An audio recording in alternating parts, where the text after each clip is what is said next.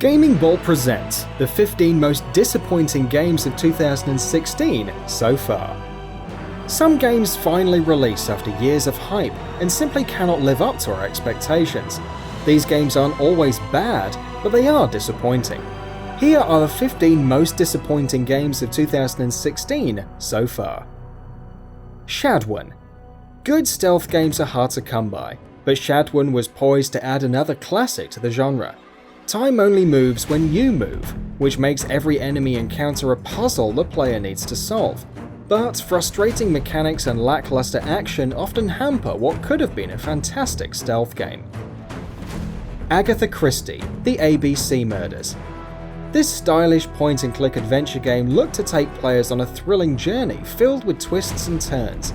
Instead, it turned out to be a bland experience that fails due to its flaws.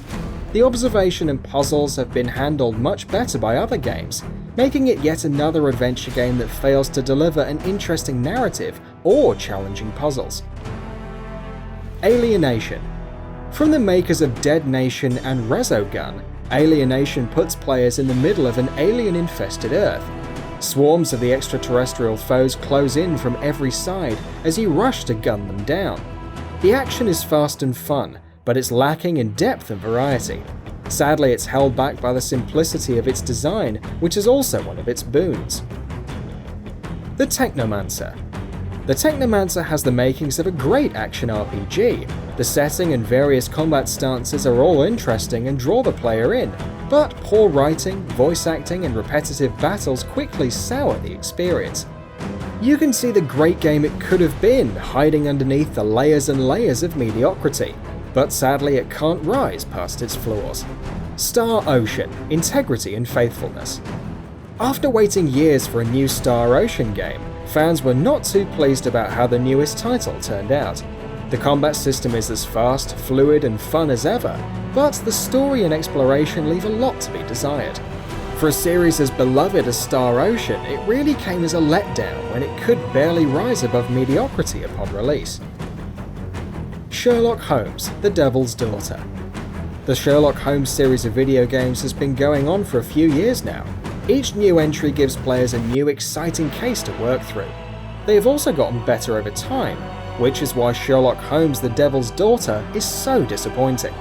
The action was more cumbersome and muddled than ever, making for a rather poor game for the legendary detective. Dangerous Golf. Burnout's crash mode with golf balls sounds like a game we all want to play, but in reality it couldn't quite deliver. Viciously destroying immaculately detailed environments is fun, but controlling the golf ball as it ricochets and flies across levels is easier said than done. Gears of War Ultimate Edition, PC. Gears of War gained the recognition it did due to its stellar gameplay, gorgeous graphics and mysterious world.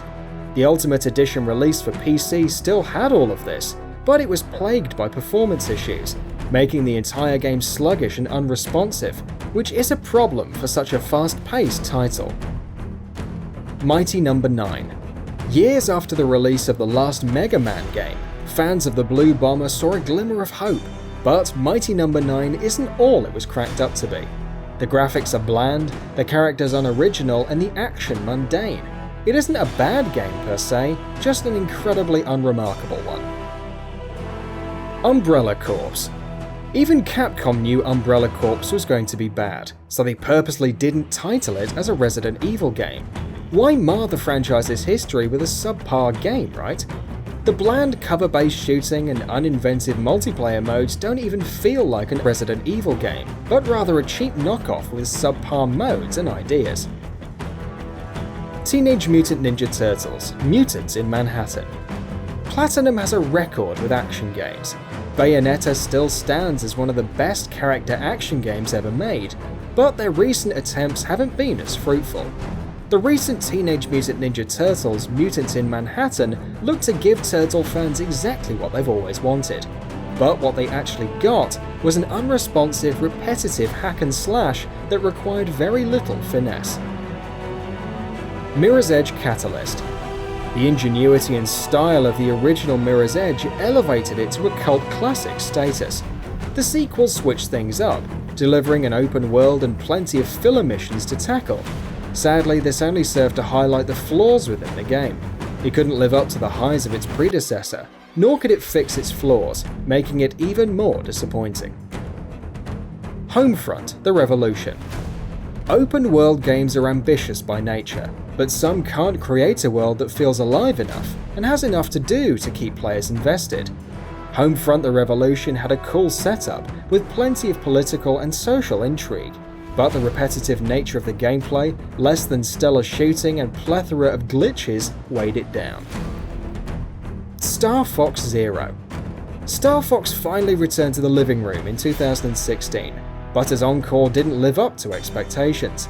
The core gameplay hasn't changed much since Star Fox 64, but the addition of gyro controls overcomplicated things, making it difficult to take down targets and navigate the environment.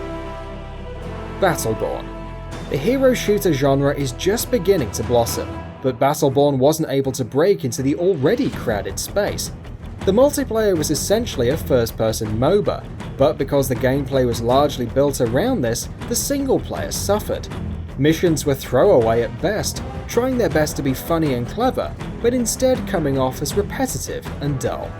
Like this video? Why not give us a like and subscribe? We try and upload amazing videos almost every single day. Thank you for watching this video, and we'll see you on the next one.